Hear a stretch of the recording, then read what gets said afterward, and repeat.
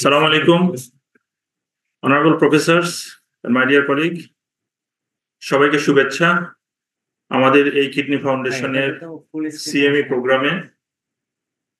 আজকে আমাদের যে প্রোগ্রাম এটা অ্যাওয়ারনেস প্রোগ্রাম, আর এর মাধ্যমে আমরা কিডনি রোগীদের খাবার দাবার সম্বন্ধে বলার চেষ্টা করব।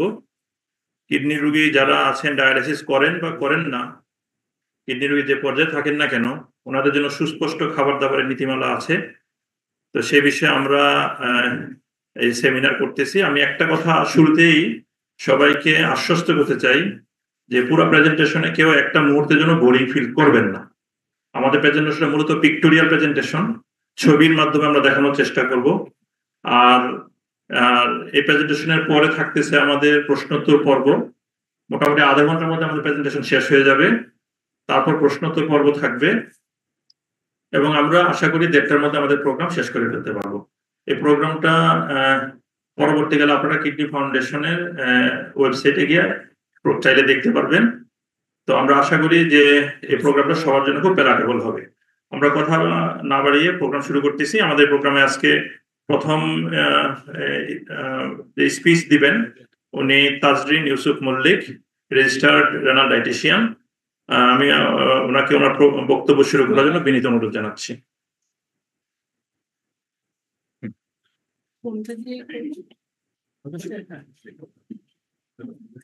আসসালামু আলাইকুম সবাইকে, ওয়েলকাম টু কিডনি ফাউন্ডেশন। আমার যদি কথা না বুঝতে পারেন পরের প্রশ্ন আমাকে করলে হবে। যেটা হলো আমি আমার পরিচয় দিই, আমি হলো তাজরিন ইউসুফ মাল্লিক, আমি registered dietitian under British dietetic association. আমি also certified renal dietitian under national kidney foundation US. সো আমাদের আজকের টপিকটা হলো ডায়েটেটিক অর নিউট্রিশনালি আমরা কিভাবে একটা কিডনি পেশেন্টকে ম্যানেজ করতে পারি বা আমরা এই হসপিটালে আমরা কিভাবে করি। সো আজকে আমরা কভার করব হলো একটা ব্যালেন্স ডায়েট কি, একটা কিডনি পেশেন্টের জন্য কি কি ইম্পর্টেন্ট যেগুলো চেঞ্জেস করতে হবে। জি স্যার, কি কি চেঞ্জেস আনতে হতে পারে, যেরকম সোডিয়াম, পটাশিয়াম, প্রোটিন। তারপরে সবচেয়ে শেষে যেটা নিয়ে কথা বলবো হলো ম্যালনিউট্রিশন, যেটা আমাদের অনেক কমন। আমাদের অনেক কিডনি পেশেন্টরা আসে যারা ম্যালনিউট্রিশনে ভুগছে। তো আমরা ওইটা কিভাবে আমরা এক্সট্রা নিউট্রিশন সাপোর্ট দিব আমরা ওই পেশেন্টদেরকে, আর কি করে থাকি ইন টার্মস অফ ম্যালনারিশমেন্ট।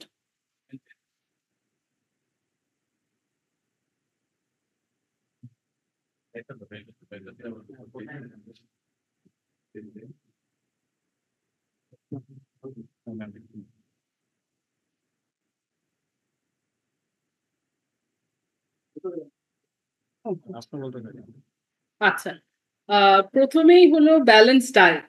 এটা সবার জন্যই অ্যাকচুয়ালি প্রয়োজন, খালি কিডনি পেশেন্ট না, সবার জন্যই প্রয়োজন। একটা ব্যালেন্স ডায়েট হিসেবে আমরা কি বলে থাকি যে 5টা এলিমেন্ট বা 5টা ফুড গ্রুপ থাকা প্রয়োজন সবার জন্যই, যেরকম শর্করা বা কার্বোহাইড্রেট, ভাত, রুটি, আলু, এটা হলো শর্করা।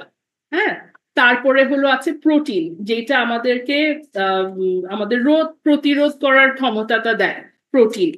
হ্যাঁ, এটা হলো ইট ওয়েল প্লেট বলা হয় বা ইট ওয়েল গাইড। এটা দেখে আমরা যে কোনো একজন একটা ব্যালেন্স ডায়েট ফলো করতে পারি, যে কি কি ফুড আইটেম যে আমাদের সবার জন্য নেসেসারি বা প্রয়োজন। কার্বোহাইড্রেট বললাম, প্রোটিন বললাম, তারপরে হলো ফ্রুটস অ্যান্ড ভেজিটেবল, শাক সবজি। এইটা হলো আমাদের ভিটামিনস অ্যান্ড মিনারেলস দেয়, যেটা আমাদের ইমিউন সিস্টেম, রোগ প্রতিরোধ করার ক্ষমতা দেয়। আর আরেকটা আছে হলো ফ্যাট হলো অল্প পরিমাণ হলেও আমাদের জন্য প্রয়োজন, যেরকম 2 টেবিল চামচ 3 টেবিল চামচ এটা আমাদের ফ্যাট প্রয়োজন। যেরকম তেল, ঘি, এগুলা কিন্তু একটা মানুষের খেতে পারে, যেরকম 55 গ্রামসের মতন আমরা ডেইলি খেতে পারি। সো এটা আমাদের কিন্তু হেলদি ফ্যাট ডায়েটের জন্য প্রয়োজন ফর আওয়ার একটা নিউট্রিয়েন্ট অ্যাবজর্পশন বা মিনারেল অ্যাবজর্পশন কিন্তু আমরা ফ্যাট থেকে করে থাকি। ফ্যাট খেলে পরে এটা অ্যাবজর্পশনটা বেটার হয়। আরেকটা আছে হলো ডেইরি প্রোডাক্টস, মানে দুধ বা দুধ জাতীয় প্রোডাক্ট থেকে আমরা কি পাই, দুধ জাতীয় প্রোডাক্ট থেকে হলো আমরা ক্যালসিয়াম, যেটা আমাদের বোন হেলথ খুবই প্রয়োজন বোন হেলথের জন্য। তো এই 5টা element is our balance diet, যেটা প্রত্যেকটা কিডনি রোগীর জন্য প্রয়োজন, যে কোনো স্টেজে থাকুক না কেন, সে ইএসআরডি মানে এন্ড স্টেজে থাকুক, ট্রান্সপ্লান্ট হয়েছে, ডায়ালিসিস হচ্ছে, বা যে কোনো কিডনি স্টেজে আছে। ইউজুয়ালি যেটা দেখা যায় কেজাইগো গাইডলাইনে স্টেজ 1 and 2 তে থাকলে আমরা হয়তোবা বেশি রেস্ট্রিকশন, প্রোটিন রেস্ট্রিকশন করি না, বা আমরা ফসফেট পটাশিয়াম এগুলো রেস্ট্রিক্ট করি না। যখন স্টেজ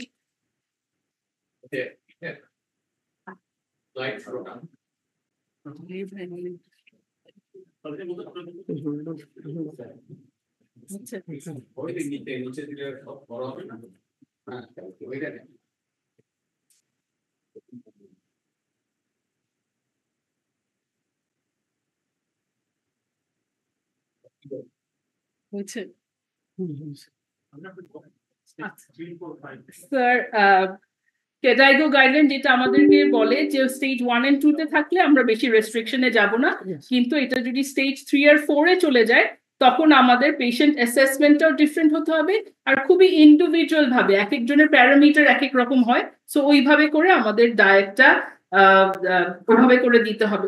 যেটা আমরা দেখি একটা নিউট্রিশনাল পয়েন্ট অফ ভিউ থেকে আমরা দেখি হলো অ্যানথ্রোপোমেট্রি, মানে তার ড্রাই ওয়েটটা কি, পানি ছাড়া ওয়েটটা নিয়ে আমরা আইডেন্টিফাই করি সে কি ম্যাল নরিশ নাকি না, তার কি ওয়েট লস হয়েছে নাকি না। যদি একটা patient according to nice guideline, যদি একটা পেশেন্ট 3 থেকে 6 মাসে 5 থেকে 10 কেজি ওজন যদি কমে যায় তার, তাহলে ওইটা ক্লিনিক্যালি সিগনিফিকেন্ট বলা হয়। দ্যাট মিনস যে আমাদের নিউট্রিশনালি আমাদের এক্সট্রা নিউট্রিশন সাপোর্ট দিতে হবে। আরো আছে আমরা ক্লিনিক্যালি অন্য কোনো ডিজিজ সে ভুগছে নাকি, হাইপারক্যালেমিয়া আছে নাকি, এগুলো দেখি। ডায়েটারি আমরা দেখি যে কারেন্টলি কতটুকু খাচ্ছে, এন্ড আমরা ক্যালকুলেট করি যে কতটুকু তার দরকার, যে রিকোয়ারমেন্ট একটা এন্ড তার কতটুকু দিনে খাচ্ছে, তাহলে আমরা বুঝতে পারি যে ডেফিসিট হচ্ছে নাকি সে এক্সেস খাচ্ছে। ওইটা আইডেন্টিফাই করা হয় in terms of protein, calorie, energy, এইভাবে করে। যেটা সবচেয়ে ইম্পর্টেন্ট আমাদের জন্য, যেটা ফেস করি আমরা everyday, maximum kidney patient kidney ফাউন্ডেশনে যেটা হলো যে তারা খুব লোয়ার ইনকাম ব্যাকগ্রাউন্ড থেকে আসছে, যাদের আমরা ডায়েট দিচ্ছি কিন্তু তারা তো ফলো করতে পারছে না, যে বলছি যে ডায়ালিসিস পেশেন্ট আপনি বেশি করে প্রোটিন খান। তো এইগুলো পেশেন্টের জন্য আমরা কি অ্যাডভাইসটা আমাদেরকে ওদের সাথে ওটা আমাদের বুঝে দিতে হয়, যে কতটুকু দিব, কতটুকু সে পারবে, যতটুকু সম্ভব তার সাথে কাজ করে বুঝিয়ে দেওয়া। এখানে অনেক মানুষ আসে গ্রাম থেকে, তাদের লিটারেসি রেট খুবই কম থাকে, সো তাদেরকে ওইভাবে তাদের ভাষায় বোঝানোটা আমাদের জন্য প্রয়োজন। আর একটা জিনিস হলো যেটা অনেক পেশেন্ট আছে দেখা যায় যে আমাদের WHO বলেছে যে 150 থেকে 300 মিনিট প্রতি সপ্তাহ আমাদের এক্সারসাইজ বা ব্যায়াম এটা হাঁটতে হবে। সো যেটা আমরা কেউই করি না অ্যাকচুয়ালি, তখন দেখা যায় যে এইটা যদি না থাকে, এটা প্রতিজনের জন্য প্রয়োজন, নট জাস্ট কিডনি পেশেন্ট, যে তাদের ক্যাপাবিলিটিটা কত এক্সারসাইজ করার, এইটাও আমরা দেখে থাকি। In terms of sleep which is very important, যে কতটুকু ঘুমাচ্ছে, because that can lead to kidney disease progression.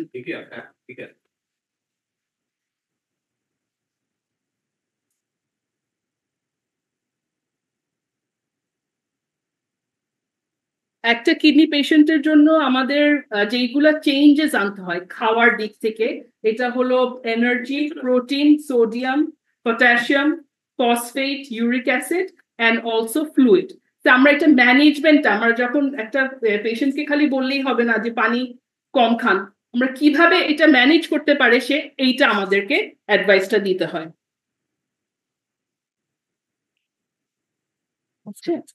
হচ্ছে না, যাচ্ছে না।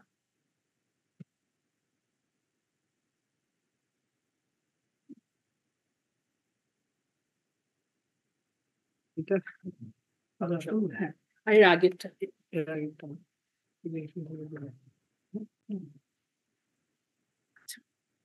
একটা এনার্জির ক্ষেত্রে, মানে একটা কিডনি পেশেন্ট প্রতিদিন কত, যাদের সিকেডি স্টেজ 3 এর উপরে চলে যায়, তারা কতটুকু ক্যালোরি বা এনার্জি তাদেরকে খেতে হবে। এইটা আমাদের কেডাইগো গাইডলাইন আমাদের ডিফাইন করে দিয়েছে যে যার বয়স হলো 18 থেকে 60, এটা হলো 2020 গাইডলাইনে ছিল যে 18 থেকে 60 বা 59 ইয়ার্স তাদেরকে আমরা 35 গ্রাম তার কিলো বডি ওয়েট অনুযায়ী আমরা ক্যালোরি দিয়ে থাকি।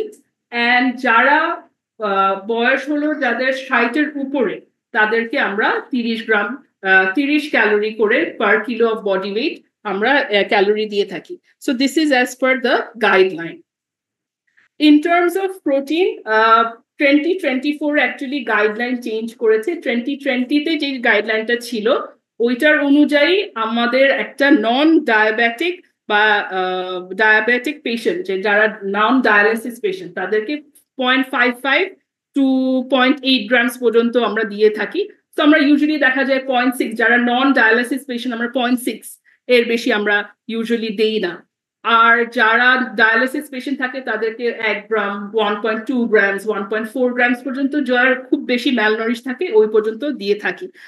এখন 2024 এর লেটেস্ট গাইডলাইনে বলা আছে যে আমরা 0.8 গ্রাম অফ প্রোটিন দিতে পারি per kilo of body weight. যার 80 কেজি ওয়েট তার হয়তো বা 64 গ্রামস প্রোটিন তারা খেতে পারবে, কিন্তু this is based on evidence of category C বলা হয়। তো আমরা এখনো কিডনি ফাউন্ডেশনে আমরা 2020টা ফলো করছি, 24 এরটা আমরা এখনো যাচ্ছি না।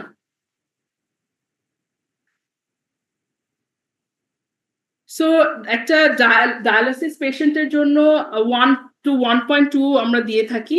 আরেকটা হলো যেটা ইম্পর্টেন্ট হলো যে যারা ম্যালনারিশ পেশেন্ট তাদেরকে আমরা হাই বায়োলজিক্যাল ভ্যালু প্রোটিন মানে অ্যানিমাল প্রোটিন, যেগুলো আমরা মাছ মাংস থেকে পাই, এইগুলোর উপরে বেশি ফোকাস করি। যাদের ওয়েট কমে যাচ্ছে, ওয়েট লস হয়েছে, তাদের জন্য একটা প্রোটিনের দুইটা ভাগে ভাগ করি আমরা, একটা হলো প্লান্ট প্রোটিন আর একটা হলো animal protein. This is as per KDIGO guideline. KDIGO guideline আবার এটা বলেছে যে আগে যেরকম পুরো ক্লিয়ারলি বলা ছিল যে 50% থাকবে হলো অ্যানিমাল প্রোটিন থেকে, 50% থাকবে হলো প্লান্ট প্রোটিন থেকে, কিন্তু এবারে 2024 এর গাইডলাইনে বলেছে না, আপনারা প্লান্ট প্রোটিনের উপরে ফোকাস করেন। কিন্তু আবার সেম টাইমও বলেছে যারা আবার ম্যালনারিশড আছে, ওয়েট কমে যাচ্ছে, আন্ডার ওয়েট আছে, তাদেরকে কিন্তু আবার হাই বায়োলজিক্যাল ভ্যালু খেতে হবে। কিন্তু এটা ডিফাইন করে দেওয়া নেই যে এখন 50% খাবে নাকি 60% খাবে, এইটার ডেফিনেশনটা ওরা ক্লিয়ারলি বলেনি, কিন্তু ফোকাসটা এইভাবে করে রাখতে বলেছে। সো অ্যানিমাল প্রোটিন যেটা আমরা সব সময় যেটা ফেস করি, এই বোঝানোটা যে একটা মিটের, একটা মাংস বা মাছের টুকরোর একটা রকম ভার থাকবে, মানে ওটার ওয়েট একরকম, কিন্তু ওইটার মধ্যে কিন্তু প্রোটিনের পরিমাণ আরেক রকম। যেরকম এক টুকরো মাছ বা মাংস যদি আপনার হাতের তালুর পুরো একটা মাছ নাও হয়, তো যদি 60 গ্রাম হয়ে থাকে, ওখানে 14 থেকে 15 গ্রাম প্রোটিন আছে। হ্যাঁ, ওইটা যদি 30 গ্রামে নিয়ে আসি আমি, ওইটা কিন্তু ওইটা থেকে 7 থেকে 8 গ্রাম বা 6 থেকে 7 গ্রাম এর বেশি থাকে না। তো যেটা পেশেন্টরা যেটা আমরা ফেস করি যে একটা ডিম খাচ্ছে, তো বা খাচ্ছে, একটা মাছের টুকরা খাচ্ছে, মনে করছে যে পুরাটাই তো প্রোটিন, যে 30 গ্রাম খাচ্ছে 30 গ্রামই প্রোটিন। এটা অনেক পেশেন্টরাই এটা আমাদের বলে থাকে, যে ডায়ালিসিস পেশেন্টদের যখন বলি আমরা। একটা ডিম, আমাদের অ্যাভারেজ পোর্শন ডিম হলো 50 গ্রাম, একটা ডিমের ওজন। ডিমে আছে হলো 6 গ্রাম প্রোটিন। একটা ডিমের সাদার মধ্যে থাকে হলো 4 গ্রাম প্রোটিন। দুধের মধ্যেও প্রোটিন থাকে, যেটা ধরেন এটা হলো ফুল ফ্যাট মিল্ক, এটা 200 ml, হ্যাঁ, যেরকম মগে দেখা যাচ্ছে যে এটার থেকে 8 থেকে 10 গ্রাম থাকে প্রোটিন, কিন্তু এটার মধ্যে আবার কিন্তু ফসফেট আর পটাশিয়াম হাই, সো ওভাবে করে আমাদেরকে ম্যানেজ করে বলতে হয়। এগুলো হলো প্রাণ প্রোটিন, ভাত, সবজি, ফল, এগুলোর মধ্যেও থাকে। একটা রুটির মধ্যে 2 থেকে, ওজন একরকম, প্রোটিন আরেক রকম। একটা রুটির ওজন হয়তো বা হবে 30-35 গ্রাম, কিন্তু ওইটার মধ্যে প্রোটিন থাকবে 2 থেকে 3 গ্রাম। চাপাতি বলেন, এমনি রুটি বলেন, ভাতের মধ্যেও প্রোটিন আছে, এইগুলো আমরা প্লান্ট প্রোটিন হিসাবে ধরা হয়। সবজির মধ্যেও প্রোটিন আছে, কিন্তু এইগুলো খুবই কম, যে 100 গ্রাম, যদি হাতের যেটা দেখছেন অতটুকু সবজির মধ্যে 1 গ্রামের থেকে কম প্রোটিন থাকে, আর এগুলো অ্যাবজর্বও কম হয়। যেটা আমাদের মিসকনসেপশন কিছু কিছু আছে এই হসপিটালে, আমরা যে পেশেন্ট দেখি এটা ফেস করি যে তাদের আইডিয়াটা অ্যাবাউট প্রোটিন, যে ধরেন ওজনটা আর এটা তারা মিলিয়ে ফেলে যে কতটুকু প্রোটিন আছে কতটুকু ভার খাবারটার, এইটা মিলিয়ে ফেলে। আরেকটা ডায়ালিসিস পেশেন্টে আমার ডেইলি যেটা ফেস করি হলো ওনারা বুঝে না যে ডায়ালিসিস, মনে করে যে ডায়ালিসিস যেদিন হচ্ছে ওদিনই বেশি প্রোটিন খেতে হবে, অন্য দিনগুলো হয়তোবা সে কম করে খাচ্ছে। আরেকটা জিনিস, যে যার ডায়ালিসিস হচ্ছে অনেক পেশেন্ট এরকমও আছে তারা জানেই না যে আগে যেটা ফলো করছিল এখনো সেইটাই ফলো করছে, যে প্রোটিন রেস্ট্রিক্টেড 30 গ্রাম প্রোটিন খাচ্ছে ডেইলি। তো এরকম অনেক ডায়ালিসিস পেশেন্ট আছে। আমরা আরেকটা জিনিস, এটা আমরা ডেইলি প্রত্যেকটা পেশেন্ট আমাদেরকে অ্যাকচুয়ালি জিজ্ঞেস করে আমি কি ডিমের কুসুম সহ খাবো, এটা আমাদের ডেইলিকার একটা কোয়েশ্চেন। তো আমাদের মুখস্থ আর কি বলতে হয় যে হ্যাঁ, অ্যাকর্ডিং টু এটা মনে করে যে ব্লাড প্রেশার বাড়াবে, কিন্তু আমাদের যে গাইডলাইন আছে, নাইস গাইডলাইন বলেন, ব্রিটিশ হার্ট ফাউন্ডেশন বলেন, আমেরিকান হার্ট অ্যাসোসিয়েশন বলেন, এরা প্রত্যেকটা গাইডলাইনে বলা আছে একটা করে ডিম ইজ প্রয়োজন। ওদের মানে হাইপার টেনশনের গাইডলাইনে পর্যন্ত ডিম খেতে বলেছে কুসুম সহ, 1 হোল এগ পার ডে। এটার ব্যাপারে কেউ না করা হয়নি গাইডলাইন অনুযায়ী। সো ইউরোপিয়ান, আমেরিকান, ইউকে সব জায়গায় গাইডলাইন অনুযায়ী এটা বলা আছে যে প্রতিদিন একটা কুসুম সহ ডিম একটা ব্যালেন্স ডায়েটের মধ্যে খুবই প্রয়োজন। এরপরে হলো আমরা যে সোডিয়াম মানে সল্ট, টেবল সল্ট বা লবণ যেটা খাই, আমাদের 2 গ্রামের থেকে কম, মানে 2 গ্রামের থেকে কম মানে একটা চায়ের চামচেরও হাফ, অর্ধেক এটা আমরা সারাদিন খেতে পারি। সো এই জিনিসটার মধ্যে যেটা দেখা যায় মোস্ট পেশেন্টরা যেটা বলে যে আমি তো কাঁচা লবণ খাই না, আমি তো রান্না করে খাই। সো লবণ যেভাবেই করে খাই না কেন, লবণ লবণই, যেটা আমরা যেভাবে করে বডিতে যাই না কেন ওটা মেটাবলিক ইয়েতে আপনার একইভাবে বডিতে কাজ করে। কিছু কিছু জিনিস আছে যেগুলোর মধ্যে লবণ অতিরিক্ত বেশি, যেরকম ইনস্ট্যান্ট নুডলস, ইনস্ট্যান্ট স্যুপ আজকাল অনেকে খায়, তারপরে রেস্টুরেন্ট মিলস, হ্যাঁ, তারপরে যে হোটেলে বারবার হোটেলে খাওয়াটা, এগুলোর মধ্যে লবণের পরিমাণ অনেক বেশি থাকে। সো আমরা কিভাবে করে পেশেন্টদেরকে আমাদের এইটা বলতে হয় যে আমরা কিভাবে করে লবণটা ম্যানেজ করার, এইটা আমাদের আইডিয়া দিতে হবে যে কিভাবে ম্যানেজ করতে পারে। একটা হলো খাবারে কম লবণ দিয়ে রান্না করা, আরেকটা হলো যে কোনো লবণের অ্যাকশন সেমই হবে, বিট লবণ হোক, রক সল্ট হোক, পিঙ্ক সল্ট হোক, সবই সেম, এটা বলতে হবে। আরেকটা হলো যে প্যাকেট জাতীয় জিনিস, ইনস্ট্যান্ট নুডলস, ইনস্ট্যান্ট স্যুপ, এগুলোর মধ্যে লবণ অতিরিক্ত মাত্রায় বেশি, তো এগুলো কম খেতে হবে। আরেকটা হলো যে এক্সট্রা লবণ, যেটা আমরা এক্সট্রা ভাতের সাথে নিয়ে খাই, ওইটা খাওয়া যাবে না। আমাদের মিসকনসেপশন যেটা বললাম যে সবাই আমাদের বলো আমি তো কাঁচা লবণ খাই না, এটা আমাদের খুবই কমন। এটা প্রথমে এটা বলা হয় যে আমরা কাঁচা লবণ খাই না, প্রত্যেকটা পেশেন্টের জন্য আমাদের এটা বলি যে কাঁচা লবণ পাকা লবণ সব একই। সব তারপরে আসে হলো পটাশিয়াম। পটাশিয়াম নিয়ে অনেকের অনেক কোয়েশ্চেন থাকে, তো আমরা গাইডলাইন অনুযায়ী চলে যাই। গাইডলাইন অনুযায়ী বলা আছে যে যাদের পটাশিয়াম লেভেল 5.5-5 উপরে চলে যায় তখন আমরা পটাশিয়ামটা রেস্ট্রিক্ট করি। এন্ড তার আগে কিন্তু আমরা পটাশিয়াম রেস্ট্রিকশনের কথা বলা নেই অ্যাকচুয়ালি, কিন্তু আমরা করে থাকি যাদের দ্বারা দেখা যায় যে হাইপারক্যালেমিয়ার হিস্ট্রি আছে, যে আগের হিস্ট্রিতে বলা আছে যে হাইপারক্যালেমিয়া হচ্ছে, যে পটাশিয়াম বারবার বেড়ে যায়। সো এইগুলো পেশেন্টের ক্ষেত্রে আমরা 4.5-4 উপরে থাকলে তখন আমরা আরো রেস্ট্রিক্ট করে দিই, তখন বলি। তো রেস্ট্রিক্ট করা মানেটা কি? রেস্ট্রিক্ট করা মানে হলো 2000 mg অফ পটাশিয়াম মিনারেল হিসাবে খেতে পারবে। হ্যাঁ, এইটা অনেকে বলবে যে এইটার মানে কি আবার, হ্যাঁ এইটারও মানে আছে। আমাদের প্রত্যেকটা খাবারের হিসাব আছে যে কতটুকু পটাশিয়াম লেভেল আছে।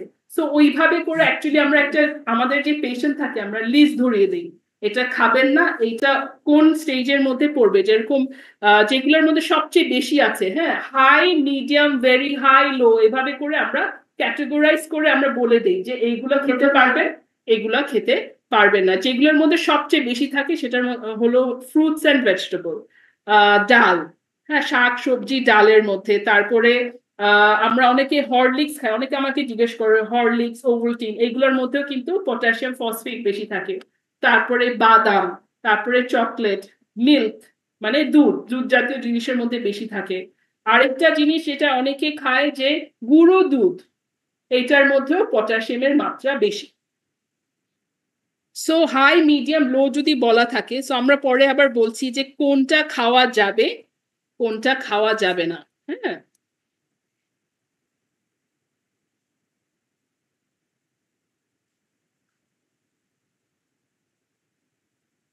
একটা আমরা যদি খাবারকে এভাবে ভাগ করে দেই, পেশেন্টকে বলে যাই যে যেটার মধ্যে লো বা কম আছে বা মাঝারি আকারে পটাশিয়াম আছে ওইটা কিন্তু খাওয়া যাবে।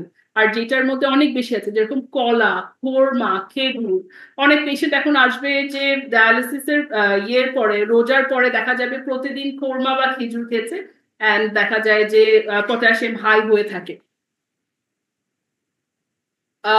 আমরা যেটা বলি যে যেটার মধ্যে অনেক বেশি থাকে ওইটা না করি, যেরকম কলা, খেজুর, কোরমা, বিটরুট, হ্যাঁ, এইটা আমরা না করে থাকি। কিন্তু যেটার মাঝারি আকারে থাকে যেরকম আম, পেয়ারা, এগুলো কিন্তু কিছু আকারে খাওয়া যায়। তো আমরা বলি যে 50 গ্রাম আর 100 গ্রাম, এটার মানেটা কি? তো একটা যদি আমরা ছোট করে কিউব করে যদি 4 কোনা করে কাটি, হ্যাঁ, 6 থেকে 7 টুকরা হবে 50 গ্রাম, ওইটার ডাবল হবে 100 গ্রাম। এইভাবে করে আমরা হিসাবটা যতটুকু তাদের বোঝার ক্ষমতা থাকে ওভাবে করে বুঝিয়ে দেওয়া হয়। এইগুলোর মধ্যে হলো খাওয়া যাবে যেরকম নাশপাতি, যেরকম অরেঞ্জ, তারপরে লিচু, অ্যাপেল। অ্যাপেলের মধ্যে খুব কম আছে পটাশিয়ামের লেভেল, এটা 2টা করে খেলেও কোনো সমস্যা নেই, এগুলো খাওয়া যাবে। পাকা পেঁপে খাওয়া যাবে, তরমুজ খাওয়া যাবে অল্প করে, শাকসবজি এগুলো খাওয়া যাবে। যেটা খাওয়া যাবে না, কলা, কলার মধ্যে 300-র উপরে, এক একটা কলা 100-400-র উপরে থাকে এক একটা কলার মধ্যে পটাশিয়াম লেভেল। তো আমাদের যদি যদি 2000 mg পর্যন্ত খেতে পারি, একটা 2টা কলা খেলেই শেষ আর কি। আর কলা খেলে যেটা আরেকটা দেখা যায় যে যারা রেগুলার কলা খায়, আহ এটা কিন্তু 2 সপ্তাহের মধ্যে দেখা যায় পটাশিয়াম লেভেল অনেক হাই হয়ে যায়, যে একটা করে কলা খাচ্ছে। যদি অল্টারনেট ডেইজে, এরকম আছে যে কিছু কিছু পেশেন্ট আবার অল্টারনেট ডেইজে খায়, বা দেখা যায় উইকে শুধু 2 দিন খাচ্ছে, তাদেরটা অত হয়তো বা বাড়ে না, কিন্তু যারা ডেইলি রেগুলার খায় তাদেরটা বেড়ে যায়। সো আমরা এরকম করে কালার কোড করা আছে যে যেগুলো সবুজ ওটা খেতে পারবে, ওইটার ছবির আকারেও দেওয়া আছে। আর যেটা লাল ওটা আমরা না করি খেতে।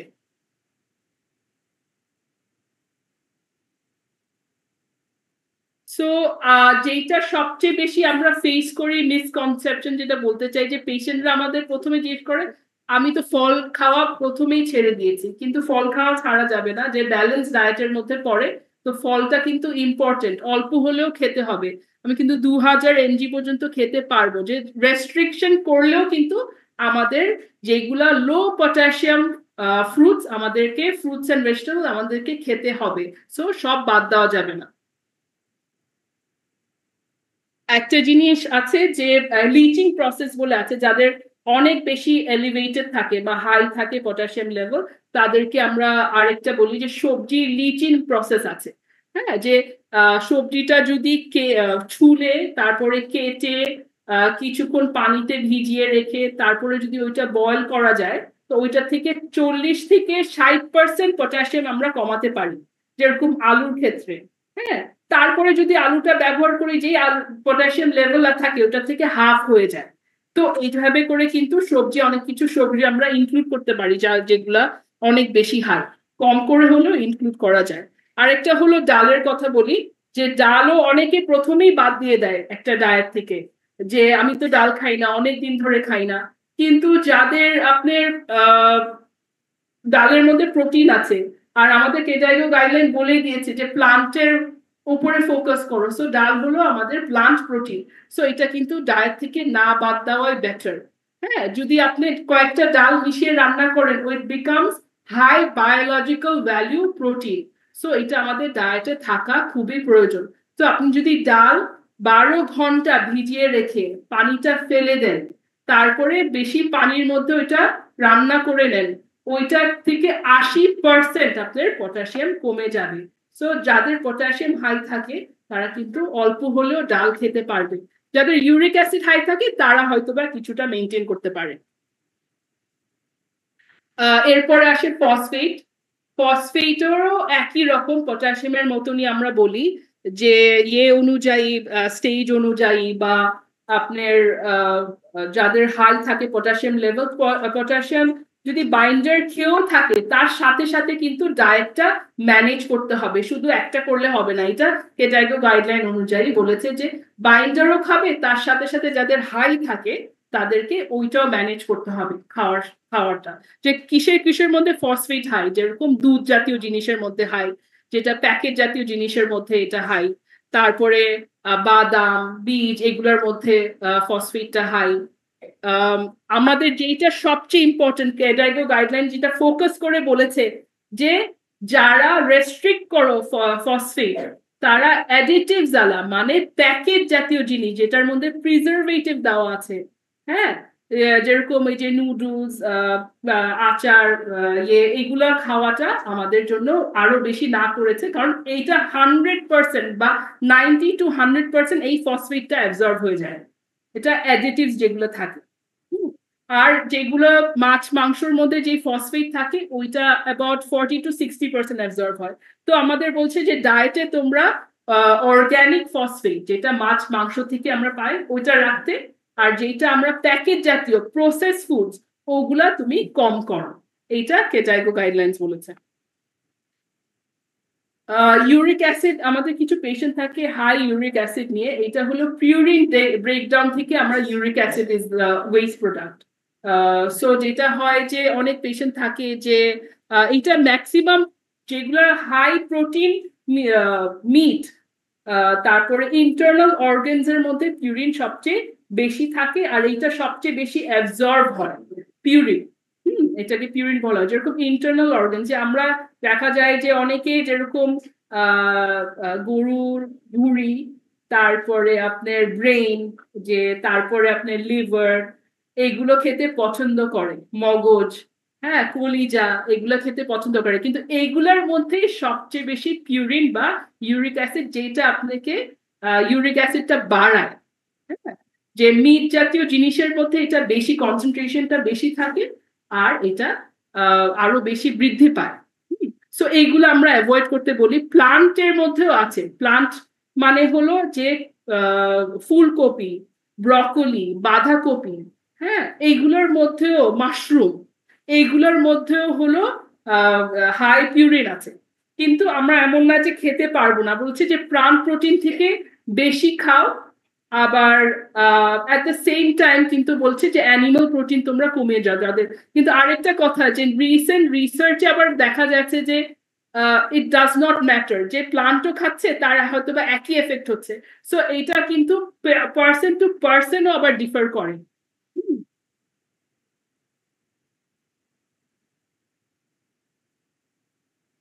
আরেকটা জিনিস দেখা যায় যে যারা অনেকদিন রোজা রেখে এসছে, যারা র্যাপিড মানে খুব দ্রুত যাদের ওয়েট লস হয় বা ওজন কমে যায়, তাদের আবার ইউরিক অ্যাসিড বৃদ্ধি পাওয়ার থাকে, চান্স থাকে। এটা হলো পিউরিন কন্টেন্ট। আমরা এটা লো, হাই, মিডিয়াম হিসাবে আমরা ভাগ করে থাকি, যেগুলোর মধ্যে ইন্টারনাল অর্গান যেটা বললাম মগজ, কলিজা, এগুলোর মধ্যে সবচেয়ে বেশি, এগুলা বেশি না খাওয়াই বেটার।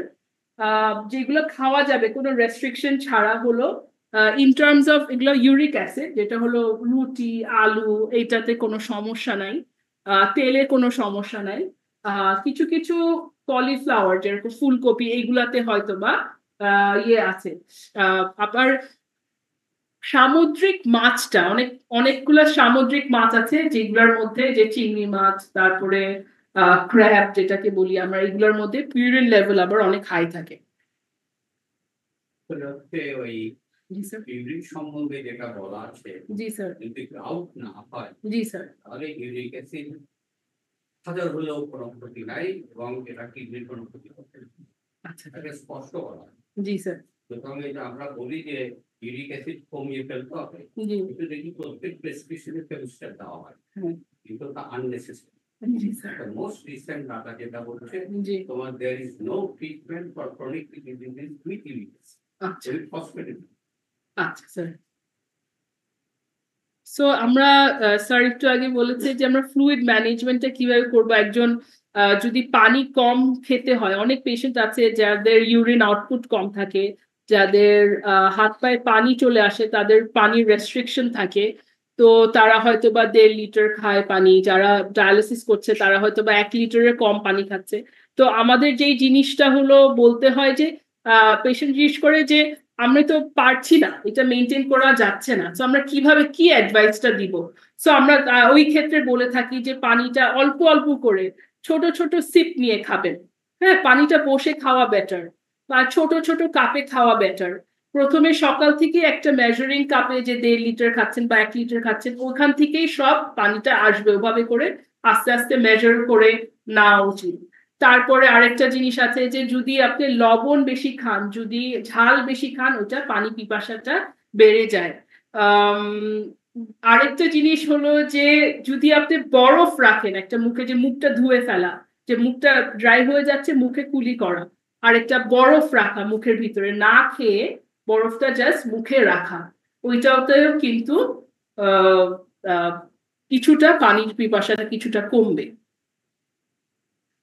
আমাদের যেটা আছে হলো যে অনেক পেশেন্টরা আছে কিডনি ফাউন্ডেশন যারা ম্যাল নরিশড মানে যাদের একটা হলো বিএমআই হলো 18.5 নিচে আরেকটা হলো যে যাদের ওই যে ওয়েট লস হয়েছে 5 থেকে 10% ওয়েট লস হয়েছে 3 থেকে 6 মাসে এটা আরেকটা হলো যারা লাস্ট 7 দিনে হয়তোবা খুবই কম খেয়েছে মানে ক্যালোরি যেটা বললাম যে আমরা কাউন্ট করি যে কতটুকু খেয়েছে যদি ধরেন সারা দিনের মধ্যে সে 10% বা 20%ও খেতে পারেনি এইগুলা পেশেন্টকে আমরা ম্যাল নরিশড বলা হয় এই ক্ষেত্রে আমরা তখন তাদেরকে এক্সট্রা নিউট্রিশন সাপোর্টটা আমরা দিই থাকি যে এটা কিভাবে দিব একটা আছে হলো ওরাল যারা ওরালি খেতে পারছে মুখে খেতে পারছে তাদেরকে আমরা বলি যে এক্সট্রা ক্যালোরি অ্যাড করতে খাবারের সাথে যেরকম তেল ঘি তারপরে আপনার মাখন যাদের ডায়াবেটিস নেই তারা হয়তো বা একটু চিনি বেশি খেতে পারবে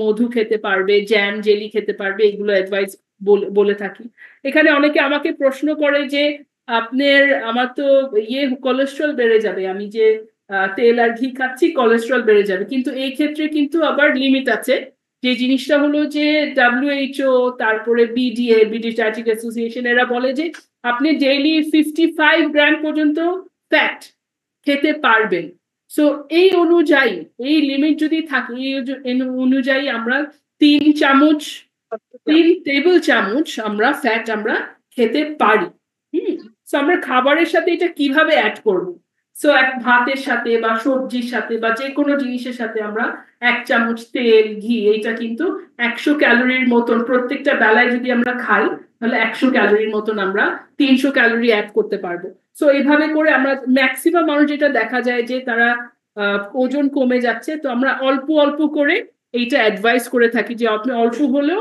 ডেইলি এটা খাওয়া শুরু করেন যে লং টার্মে জানি এটা এফেক্টটা আসে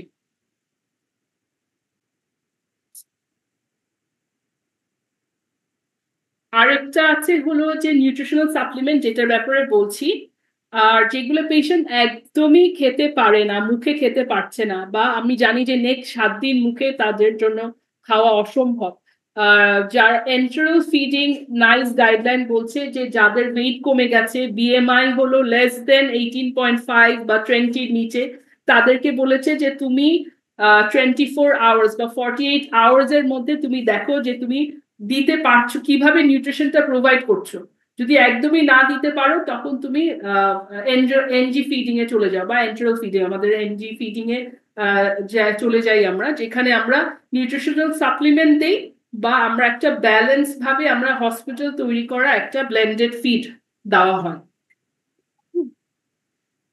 আমি একটু নিউট্রিশনাল সাপ্লিমেন্টের ব্যাপারে বলে রাখি যে আমাদের এটা অ্যাভেলেবল আছে এটার দামটা খুবই বেশি যার জন্য সব পেশেন্টকে দেওয়া আমাদের সম্ভব হয় না এটা হলো 3টা কোম্পানি সবচেয়ে দেখা যায়, যেটা একটা হলো পেন্টাশিওর, আরেকটা হলো প্রোটিমিল, আরেকটা হলো অ্যাবটস বা এনশিওর যেটাকে বলা হয়, যে অ্যাবটস এর নেপ্রো এইচপি বা এলপি। সবচেয়ে বেশি পাওয়া যায় দেখা যায় যে হলো পেন্টাশিওর।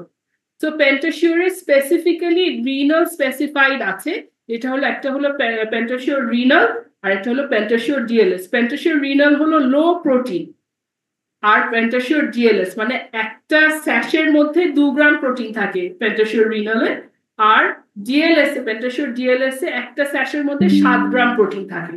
কিন্তু এটার কস্টটা অনেক বেশি। এটার একটা বক্সের মধ্যে 6টা পাওয়া যায়, আর এটার 1400-1500 আরো বেশি, মাঝে মাঝে দাম আরো বেশি বেড়ে যায়। তো এরকমও আছে। তো এইটা সবার জন্য সম্ভব না এটা কেনা, কিন্তু যারা পারে আমরা বলি যে এটা যদি দেওয়া, তখন দেখা যায় যে এটার অবশ্য আছে হলো যে দেখা যায় যে যেহেতু এগুলো নিউট্রিশনালি কমপ্লিট সাপ্লিমেন্ট, এটা দেখা যায় যে ওয়েটটা গেইন হয় কিছু কিছু ক্ষেত্রে। যারা ধরেন কম, ধরেন বলে যে আমি 2 সপ্তাহের জন্য খেতে পারবো, তবুও আমরা বলি যে ঠিক আছে 2 সপ্তাহ অ্যাটলিস্ট খান, তাহলে দেখা যায় যে কিছুটা হয়তো বা ইমপ্রুভমেন্ট আসতে পারে। আরো আছে হলো পেন্টাশিওর এইচপি আছে 2.0, মানে হায়ার প্রোটিন আছে, আলা আছে, যেটা আমরা মাঝে সাঝে আমরা যদি আইসিইউতে আমাদের ওরকম দেখা যায় আমরা ইউজ করে থাকি, কিন্তু দেখা যায় এগুলোর দাম হলো আরো বেশি, 2500-3000। তো কস্ট একদমই কস্ট এফেক্টিভ না এগুলো। সো যার জন্য আমরা বেশি ইউজ করতে পারি না। আমাদের দেখা যায় যে ফুড ফর্টিফিকেশন, যে খাবারের মধ্যে আমরা কতটুকু আনতে পারি ওইটাই চেষ্টা করি সবচেয়ে বেশি। প্রোটিমিল আর অ্যাবটস আছে, যেটা অতটা বেশি পাওয়া যায় না, মাঝে মাঝে পেশেন্টরা নিয়ে আসে, আমরা ওভাবে করে অ্যাডভাইস করে দিই। ইমপ্রুভিং অ্যাপিটাইট, এটা আমাদের জন্য খুবই প্রয়োজন। যে একটা পেশেন্ট, মোস্ট পেশেন্ট অ্যাকচুয়ালি প্রত্যেকটা কিডনি পেশেন্ট প্রথমেই এটা বলে আমাদের তো খেতে পারছি না, আমাদের তো রুচি নেই। সো তখন আমরা কি করি, এইগুলা ক্ষেত্রে আমাদের যেটা করি হলো যে আমরা বলি যে আপনার একবারে পুরো জিনিসটা খেতে হবে না, আপনি ভাগ ভাগ করে খাবেন। যে 3 বেলা খাচ্ছেন সেখানে 6 বেলা খান, 8 বেলা খান, অল্প অল্প করে 1 লোকমা 2 লোকমা করে, ওভাবে করে যতটুকু খাওয়া যায় যেভাবে করে আমরা ভাগ করে দিয়ে থাকি, বলে যে এভরি আওয়ার বা 2 আওয়ার আপনাকে খেতেই হবে, অমনি করে নিয়মটা সেট করে দিই টাইম অনুযায়ী। আরেকটা আছে হলো যে যারা অনেকে আছে যে শুধু খাবারটাই খায়, কোনো এক্সট্রা কিছু স্ন্যাক বিস্কিট ফল এগুলো কিছু খায় না, তখন অ্যাডভাইস করি যে আরেকটা স্ন্যাক খান। হ্যাঁ, তারপরে বলা আছে যে পানি জানি খাবারের সময় জানি পানিটা না খাওয়া হয়। আরেকটা এক্সারসাইজ করা, ফ্রেশ এয়ার নেওয়া, ফ্রেশ এয়ারে বের হওয়া। যারা অসুস্থ থাকে দেখা যায় যে ঘরের মধ্যেই বন্দি থাকে, তাদের যদি যদি জানলার কাছে বারান্দায়, এইটাতেও কিন্তু অ্যাপিটাইট বাড়ে। So thank you. কিন্তু অর্থাৎ সম্বন্ধে জি স্যার, কিন্তু অফার সম্বন্ধে কিছু স্যার কিটো আলফার, আচ্ছা মানে আইতে জি কিন্তু একটা রোল আছে তো জি জি স্পেশালি ক্রনিক ডিজিজ টেস্ট জি। সেইটা সম্বন্ধে ডোজটা কিরকম হবে? সো কিটো আলফার ডোজ হলো যদি একটা পেশেন্টের কেজি ধরে ওজন 60 কেজি যদি ওজন হয়, কিটো আলফা থেকে ধরেন স্যার পাবে হলো অ্যাবাউট 4, মানে এইটা হলো 0.2 আর 0.4 স্যার। যদি আমরা কিটো আলফা থেকে পাই হলো 0.4, আমাদের ডায়েট থেকে পাবো হলো 0.2 গ্রামস প্রোটিন, মানে ডায়েট অনুযায়ী। ডায়েট, হ্যাঁ, per kilo of body weight. এটাই দি রুগী জি স্যার। যার সেরাম ক্রিয়েটিনিন পাবেন 2 মিলিগ্রাম, জি স্যার। কেমন? জি স্যার। 250 মাইক্রন। সেই ক্ষেত্রে আমরা তাকে কিটো আলফার কয়টা ট্যাবলেট স্যার তখন কিটো আলফার ট্যাবলেট যদি 60 গ্রাম হয়ে থাকে, 0.6 গ্রাম পার কেজি বডি ওয়েট না 0.8 গ্রাম পার কেজি? পয়েন্ট স্যার, এটা কি সিকেটি স্টেজ হলো স্টেজ 3, সো আমরা 0.6 ধরি। 0.6 জি স্যার। 60 গ্রাম রোগীর কয়টা ট্যাবলেট? সো 60 গ্রাম রোগীর জন্য আমাদের লাগবে হলো 18টা স্যার। হ্যাঁ, 18টা। 600 মিলিগ্রাম করে যদি হয় তাহলে 18টা। লাগবে নাকি? স্যার মানে ওর হচ্ছে টোটাল প্রোটিন ইনটেক হবে 36 হ্যাঁ 36 গ্রাম খাবারে ডায়েটে কত ডায়েটে দিব 0.2 গ্রাম, তাহলে হয়তো বা ডায়েটে আমার 20 গ্রামের থেকেও কম আসবে প্রোটিন। 20 হ্যাঁ 12 আসে হ্যাঁ 12 হ্যাঁ so 36 মাইনাস 12 হচ্ছে 35 হ্যাঁ so that is the total, so total খাবে হলো 35 বা খুব বেশি হলে 40 গ্রাম প্রোটিন খাবে, ওখান থেকে হয়তো বা 12 থেকে 15 গ্রাম হবে আসবে হলো আমাদের ডায়েট থেকে, ডায়েট আর বাকিটা পুরো ওষুধ থেকে। হ্যাঁ ওষুধ থেকে একটা রিকোয়ারমেন্ট যদি 20 হয় আমাদের ট্যাবলেট কয়টা খাবে সাইডে যেটা 18টা স্যার, 18টা স্যার, আর একটা ট্যাবলেট 600 কিছু কিছু 500 থাকে কিন্তু 600 স্যার, 600 মিলিগ্রাম 600 থাকলে হ্যাঁ 18টা। 30 গ্রাম তার আমরা প্রোটিন ডায়েট দিই। জি স্যার 0.6 গ্রাম পার কেজি বডি জি কেজি জি জি জি সেই ক্ষেত্রে 8টা লাগবে না 10টা লাগবে? আপনি 18টা এত বেশি লাগবে। স্যার তিনটা করে 12টা লাগাবো 12টা না কিন্তু যদি আমরা হিসাব করি তাহলে আরো বেশি আসবে। বেশি। জি স্যার আরো বেশি আসবে স্যার, চারটা করে হ্যাঁ। 3 বেলা, সর্বোচ্চ 8টা করে 3 বেলা, মানে সর্বনিম্ন হয় 4টা করে 16টা, হ্যাঁ তখন ওই যে 16টা, 8টা করে 3 বেলা, হ্যাঁ মানে 3 4 12টা থেকে 24টা পর্যন্ত 24টা। কম বেশি লাগে। এটা সর্বনিম্ন ডোজ হচ্ছে 4+4+। হ্যাঁ যদি শুধু ট্যাবলেট দেওয়া হয় তাহলে নাকি ডায়েট না না ডায়েট ডায়েট তো লাগে, diet plus tablet, diet plus tablet আপনার মিনিমাম কতগুলো দিতে হবে? মিনিমাম 4+4+। 16টা স্যার, 15টার উপরে তো দিতেই হবে। জি স্যার At least 12টা। জি জি স্যার 16টা আমার হিসাবে অনেক পেশেন্ট দেখা যায় 16টা থেকে 18টা মানে আসে। আর কেউ যদি 1 ট্যাবলেট খায় ডেইলি রাখে সেটা ক্ষেত্রে কি হবে? ওটা কি স্যার এটা এফেক্টিভ হবে না আমার জানা মতে। না স্যার এটা কোনো দিয়ে লাভ নাই মনে হয় আমার। জি স্যার ওয়েস্টেজ হবে? জি স্যার মানি ওয়েস্টেজ। স্যার এটা তো ডোজ হিসাবে যদি আমরা চিন্তা করি, আমরা তো নাপা ট্যাবলেট 2টা করে খাই, একটা করে তো খাই না, এটা যদি ওভাবে চিন্তা করেন তো তাহলে তো ওয়েস্টই হবে স্যার। এইটা নিয়ে তো তার একটা সেমিনার হওয়া উচিত। আজকে স্যার পরে ছোট করে বলবে কি অল্প করে। প্রেসক্রিপশন তো হ্যাঁ। এই সবচেয়ে ম্যাস ম্যানেজমেন্ট অফ প্রেসক্রিপশন যেটা আমরা বলি সেটা হচ্ছে বাংলাদেশে এই কিটো আলফা সবচেয়ে বেশি ক্ষতি করছে। লাভও হচ্ছে না, টাকাও যাচ্ছে। লাভ হচ্ছে না, এমনি গরিব এই গরিবের দিকে আপনি যদি একটা করে ট্যাবলেট দিনে 3 বার বা 2 বার দেন তাহলে তো আপনার রোগীটা হার্ম করছে। তার শুধু মাটিতেও হার্ম হচ্ছে, শরীরে কিছু হচ্ছে না, সেই জন্য এইটা নিয়ে একটা সেমিনার হবে। জি স্যার ইজ ভেরি ইম্পর্টেন্ট, কারণ যে হারে বাংলাদেশে ইন্ডাস্ট্রি লেখা হয় in every alternate prescription, এটা একটা ভয়ঙ্কর এপিডেমিক হয়ে silent epidemic of a malprescription. এর তো হসপিটাল করে না, পটাশিয়ামের এই তোয়াক্কাটা যদি হসপিটালের উপর পড়তো তাহলে কিন্তু তার ট্রিটমেন্ট প্রোগ্রেশনটা আমরা ডিলে করতে পারি। এই তো ফসফেট আর কিছু কোন টাইপ অফ ফসফেট লিখবেন সিভিলেবল লিখবেন না আপনি ক্যালসিয়াম অ্যাসিডেট লিখবেন না ক্যালসিয়াম ফসফেট লিখবেন, দ্যাট ইজ ডিফারেন্ট। কিন্তু কিটো আলফা এর যে হার্ম বোধহয় প্রেসক্রিপশন করতে দেখেন এগুলো করছে কারা এবং কেন, সেগুলো আমাদের যদি কিডনি ফাউন্ডেশন থেকে আমরা সচেতন হই তাহলে এটা বেটার ভালো আলটিমেট রেজাল্টটা বেটার। থ্যাংক ইউ স্যার চমৎকার স্টেটমেন্টের জন্য। আমরা প্রোগ্রামের এখানে প্রশ্ন উত্তর পর্ব আমাদের কাছে মনে হচ্ছে এটি সবচেয়ে বেশি আকর্ষণীয়। অনেকের অনেক প্রশ্ন আছেন, ডায়ালিসিস সিস্টেম এখানে আছেন, ডাক্তার সাহেবরা আছেন। আমরা প্রতিদিন পেশেন্টের ফেস করি, তাদের অনেক কিছু কমন প্রশ্ন আছে। তা আমি প্রথম প্রশ্ন যেটা আজকে করতে যাচ্ছি যে একজন ডায়ালিসিস পেশেন্ট যে নাকি তার বিএমআই হচ্ছে 23-24 অর্থাৎ অ্যাভারেজ বিএমআই, তার সকালের নাস্তাটা কি হওয়া উচিত? একদম 1 2 3 4 করে বললে ভালো হয়। যে সকালে রুটি কয়টা খাবেন, ডিম কয়টা খাবেন, সবজি কি খাবেন, একটু যদি বুলেট আকারে যদি বলেন সকালের নাস্তা, দুপুরের খাবার এবং রাতের খাবার বুলেট আকারে বলেন। আচ্ছা, সো তার যদি আমরা ওভাবে করে ধরে থাকি, সে 2টা রুটি খাবে, তার সাথে একটা ডিমের সাদা ইনক্লুড করতে পারে, তার সাথে হাতে যতটুকু দেখেছি সবজি, সবজি ওইটা খেতে পারে, যেরকম একটা একটা হাত মানে 100 থেকে 150 গ্রামের মতন সবজি খেতে পারে। যে আমরা মনে করতে পারি যে কোয়ার্টার, একটা প্লেট যদি নেই, প্লেটের কোয়ার্টার হবে 1/4 যেটাকে বলা হয়।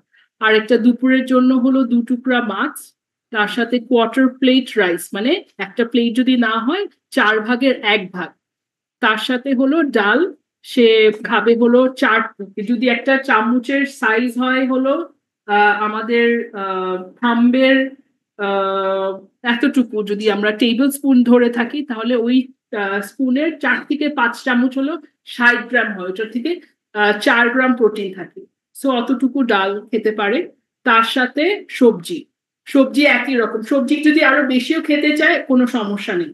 তার সাথে হলো রাতের খাবারের সাথে 1 থেকে 2 টুকরা মাছ বা মুরগি আবারও, তারপরে ভাত হলো কোয়ার্টার প্লেট, তার সাথে যদি চায় ভাত বা রুটি খেতে পারে 2টা করে রুটি, অ্যান্ড ওটার সাথে সবজি অ্যান্ড ডাল আমি বলবো না, একবেলা ডাল খেলেই হয়তো বা ওইটা প্রোটিনটা কভার করে যাবে।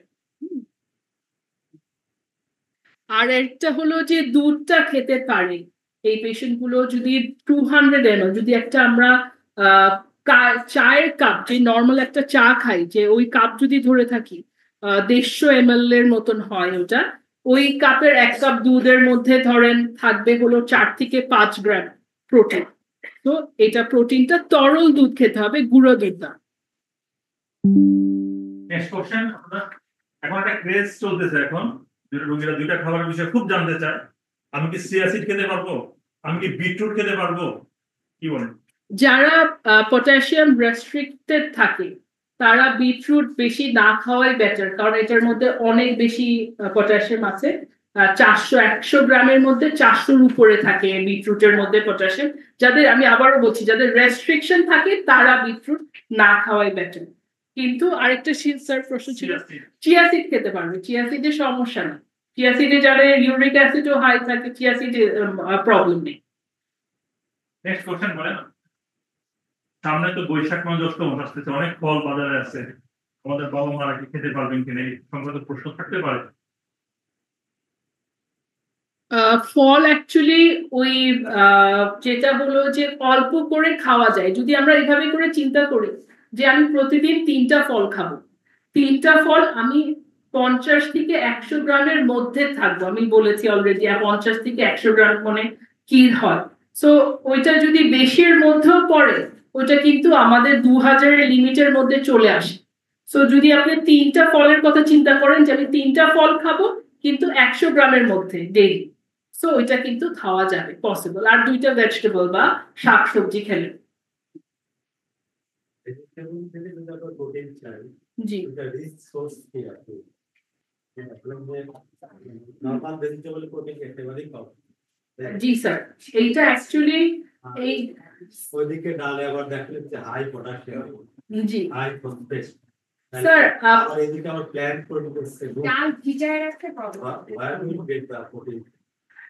এখানে স্যার এটা আমরা actually it is a challenge আমাদের, যাদের মানে আপনি বলতে চাচ্ছেন যে যদি যেহেতু ফসফেট এন্ড পটাশিয়াম হাই আছে ডালের মধ্যে, ভেজিটেবল থেকে অ্যাকচুয়ালি আপনি সব পাওয়া সম্ভব হয় না, কারণ প্রত্যেকটা ভেজিটেবল 100 গ্রামের মধ্যে আপনি দেখবেন যে আমাদের বাংলাদেশি কমিউনিটি আমরা ভেজিটেবল, কোন ভেজিটেবলটাকে রিচ প্রোটিন হিসাবে দিতে পারি? স্যার প্রোটিন হিসাবে স্যার মানে কোনোটার মধ্যেই অতটা প্রোটিন নেই যে যেটা অ্যাবজর্পশনের জন্য ইয়ে হবে। ফলের মধ্যে নেই, কিন্তু ডালটা হবে স্যার, ডালটা যদি খেতে পারে ডালটার মধ্যে হবে, যদি আমরা মিলিয়ে খেতে পারি কয়েক ধরনের ডাল, তারপরে ভিজিয়ে রেখে পটাশিয়াম তো ফেলে দিতে পারবে স্যার, ওইটা হবে না স্যার। যদি আমরা ফল এর কথা চিন্তা করে থাকি তাহলে আমার কয়েক রকমের ফল, মানে 5 রকমের বেশি খাওয়া যাবে না, ওটা থেকে খুব বেশি হলে আপনি 5 থেকে 6 গ্রাম পাবেন প্রোটিন, যদি আপনি 5 রকমের খান 100 গ্রামের মধ্যে, মানে ওই যে কমের মধ্যে ওরকম। ডাল খেতেই জি স্যার, আমি মানে ডালের সবচেয়ে জিনিসটা হলো যে কয়েকটা ডাল মিশিয়ে রান্না করলে কিন্তু এটা হাই বায়োলজিক্যাল ভ্যালু হয়ে যায়, তো মানে অ্যানিমাল প্রোটিনের মতন হয়।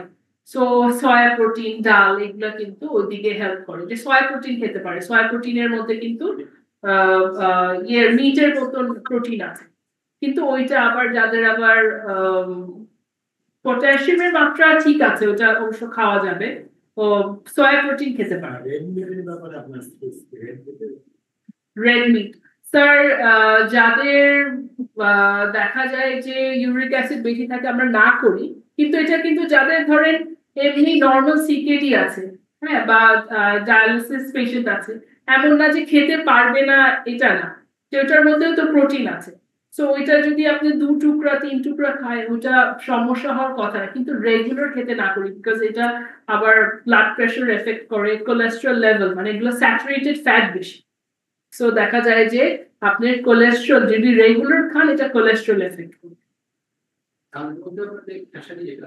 জি,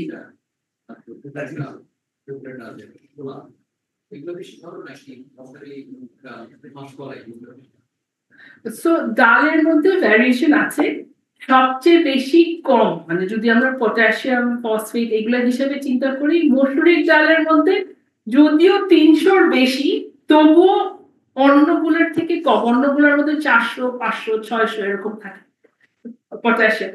সো কিন্তু আমাদের মসুরির ডালের মধ্যে সবচেয়ে কম যদি আমরা ওভাবে হিসাব করে থাকি। এইগুলো মানে মুগ, অনেকে আমায় জিজ্ঞেস করে যে মুগ ডাল কি বেটার, না মানে একই রকম, ওদের ডালের কন্টেন্টস গুলো দেখা যায় যে এগুলোর প্রত্যেকটাই পটাশিয়াম ফসফেট গুলো হায়ার লেভেলেই থাকে। আসসালামু আলাইকুম, আমার একটা প্রশ্ন ছিল। আমি ডাক্তার বাদল, কুমিরুল্লাহ জেনারেল হসপিটাল আছি কনসালটেন্ট।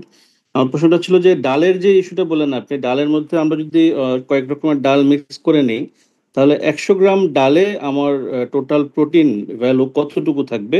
পাশাপাশি আর আমি যদি 100 গ্রাম বোনলেস মিট যদি ধরি, চিকেন, বা 100 গ্রাম যদি আমি বোনলেস ফিশ ধরি, সেক্ষেত্রে আমার প্রোটিনের অ্যাকচুয়াল ভ্যালুটা কতটুকু থাকছে? ডাল ভার্সাস প্রোটিন, অ্যানিমাল প্রোটিন। আচ্ছা, মিক্সড ডালের মধ্যে যদি আপনি 100 গ্রাম যদি ডাল খান যেটা রান্না করা, ওইটার মধ্যে অ্যাবাউট 6 গ্রামস এর প্রোটিন থাকবে। একটা ডিমের মধ্যেও 6 গ্রাম প্রোটিন থাকবে। এখন এই ডালগুলো, এখন প্রোটিন তো আবার আরেকটা ভার্সন আছে, যেটা হলো যে প্রোটিন হলো যে আমরা কেন বলি প্লান্ট প্রোটিন আর অ্যানিমাল প্রোটিন। সো প্লান্ট প্রোটিনের হায়ার বায়োলজিক্যাল ভ্যালু, মানে ওটার অ্যাবজর্পশনটা বেটার হয়, তার জন্য আমরা এই ইয়েটা বলি। কিন্তু আমরা যদি কয়েকটা ডাল মিশিয়ে খাই তো ওইটা আবার হায়ার বায়োলজিক্যাল মানে এসেনশিয়াল যে অ্যামিনো অ্যাসিড গুলো ওগুলো সব একসাথে চলে আসে। সো এখানে যদি ধরেন যে 100 গ্রাম যদি ডাল ধরেন, আপনি 6 গ্রাম 7 গ্রাম এরকম রান্না করা এরকম পাবেন।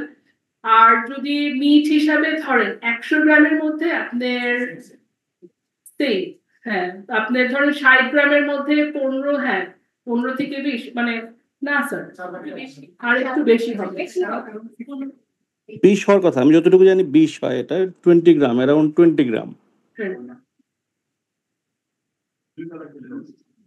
হ্যাঁ এটা সম্ভব, ঠিক। আচ্ছা, আমাদের সিস্টেম আছে, আপনারা বিভিন্ন রোগীদের পাশেই থাকে, সবচেয়ে কাছে থাকে। রোগীরা আপনাকে যে কোশ্চেন করছে খাবার দাবার বিষয়ে, আপনি হয়তো অ্যান্সার দিতে পারেন বা পারেন না, এই ধরনের যে একটা কোশ্চেন শুনতে চাই রোগীদের কাছ থেকে আপনারা বলেন, একজন বলেন।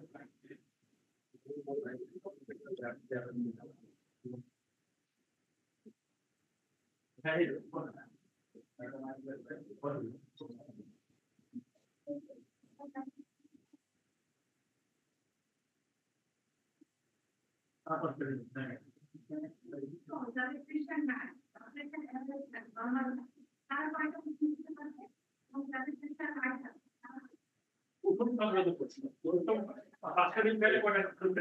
আচ্ছা, এইটা কিন্তু আমি যেটা বলেছি কভার করেছি আজকে, যে অনেকে এই প্রশ্নটা আমাকে করেন যে একটা বলে যে আমার তো প্রেসার হাই আছে, আমি কি কুসুম সহ ডিম খেতে পারবো?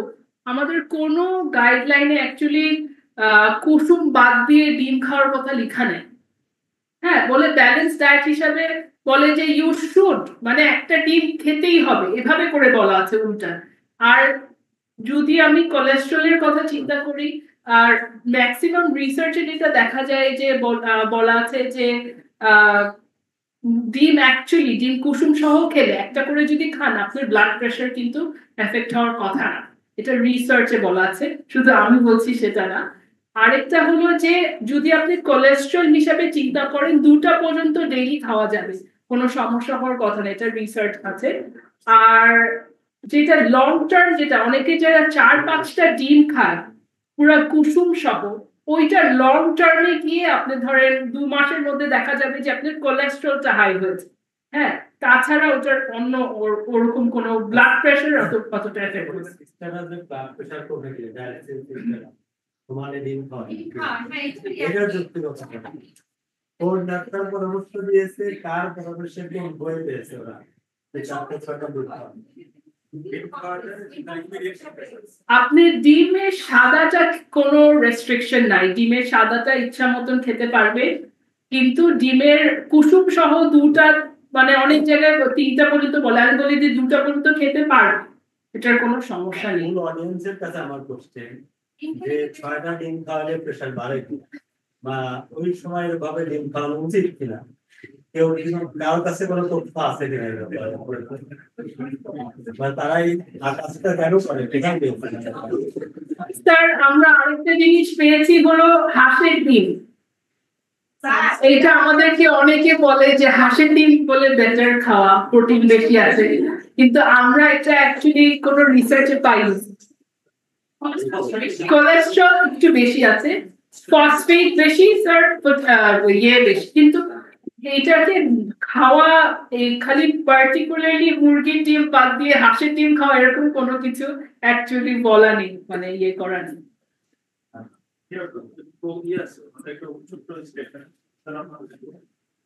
আর কোনো বিষয়, কোনো প্রশ্ন? এই আচ্ছা, অনেকে একটা জিনিস বলেন যে কবুতরের মাংস নিয়ে তাদের খাওয়ার খুব আগ্রহ। ও ইউরিক অ্যাসিড এটা এতটা ইয়ে করে না, মানে কবুতর, মানে এটা ইয়েগুলো হলো মুরগির মতো না, এটা খুব একটা বেশি এফেক্টিভ মানে হবে না, মানে আর গোশ কিন্তু খুব কম কবুতরের মধ্যে, মুরগির থেকেও কিন্তু দেখা যাবে যে মিটটা কম পাচ্ছে। সো ওইটার যে মানে যদি আপনি এখন ডেইলি খাচ্ছেন ওইটা এফেক্ট হবে, যদি এখন আপনি মাসে একবার খাচ্ছেন, মাসে 2বার খাচ্ছেন, দ্যাট উইল নট এফেক্ট।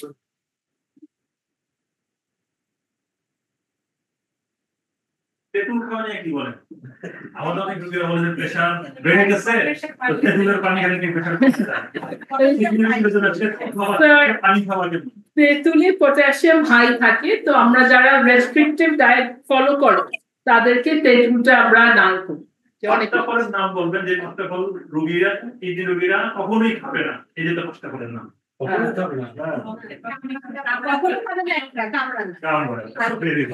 তারপরে খোরমা খেজুরে অনেক বেশি পটাশিয়াম থাকে, সাধারণত যাদের পটাশিয়াম বেশি থাকে আমরা খোরমা খেজুর এগুলো একটু বেশি, খোরমাতে অনেক বেশি পটাশিয়াম থাকে, সবচেয়ে বেশি মানে খোরমাতেই থাকে আর কি। 800 মিলিগ্রাম পটাশিয়াম 100 মিলিগ্রাম খোরমাতে পাওয়া যায়।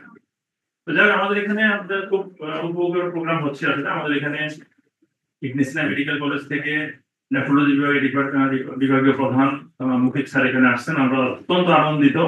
আর ইগনিসিয়ার যে ডায়েটিশিয়ান ম্যাডাম উনিও আসছেন, তো আমি মুফিক স্যারকে রিকোয়েস্ট করতেছি এখানে কিছু বলা।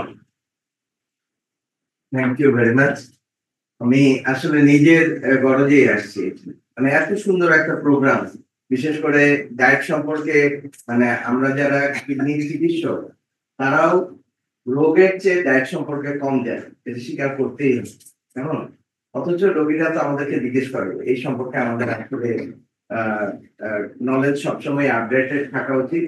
আর আমি খুবই ধন্যবাদ জানাই যে এরকম একটা প্রোগ্রাম অ্যারেঞ্জ করার জন্য। আরেকটা আমার পরামর্শ হচ্ছে যে ইউটিউবে অথবা কিডনি ফাউন্ডেশনের যে ফেসবুকে, এখানে যেমন প্রোগ্রাম একটা আপলোড করা দেওয়া যায়, সেটা 0.5 ঘন্টা 1 ঘন্টার প্রোগ্রাম। তো হ্যাঁ, আমার পরামর্শ হচ্ছে যে আলাদা আলাদা ভাবে এরকম ক্লিপ দেওয়া যায় কিনা, 5 মিনিট বা 7 মিনিটের একটা করে ক্লিপ, যে কিডনি রোগীর প্রোটিন কতটুকু খাওয়া যাবে, কিভাবে খাওয়া যাবে। কিডনি রোগীর পটাশিয়াম কিরকম খাওয়া যাবে। এরকম 5 মিনিটের যদি ক্লিপ দেওয়া যায়, আমাদের যারা নেফ্রোলজিস্ট আছে বা বিডি প্র্যাকটিশনার আছেন, ওনাদের একটা মুভি আছে, এই মুভি মানে সিনেমা, ওই সিনেমার নাম আছে, টাইটেল সবাই জানেন, টাইম নাই, কেমন সময় অনেক কম, তো দেখারই সুযোগ হয়। কিন্তু যদি আমরা এরকম আলাদা আলাদা ভাবে ক্লিপ দিতে পারি, তাহলে দেখা যাবে যে আমরা একদিন প্রোটিন সম্পর্কে জানলাম, একদিন পটাশিয়াম সম্পর্কে জানলাম, একদিন ইউরিক অ্যাসিড সম্পর্কে জানলাম, এবং এটা কিডনি ফাউন্ডেশনের উদ্যোগে হলে অনেক ভালো হবে আশা করা যায়। এবং নেফ্রোলজিস্টদের জন্য, নেফ্রোলজি রিলেটেড যেমন সিস্টার, সবার জন্য মানে 400 নেফ্রোলজিস্ট এখন সারা দেশে, আমাদেরকে খাদ্য সম্পর্কে বিশদভাবে জানা উচিত। এবং আমি রেনাল অ্যাসোসিয়েশনের ট্রেজারার হিসেবে, রেনাল অ্যাসোসিয়েশনের মেম্বার হিসেবে আমিও রেনাল অ্যাসোসিয়েশনে এটা উঠাবো বিষয়টা যে নেফ্রোলজিস্টদের খাদ্য বিষয় কিডনি রোগের চেয়ে বেশি জানতে হবে, পারফেক্টলি জানতে হবে, তাহলে আমাদের রোগীরা কিন্তু অনেক উপকৃত হবে। আমি আবারও ধন্যবাদ জানাই তোমাদের জন্য। আসসালামু আলাইকুম।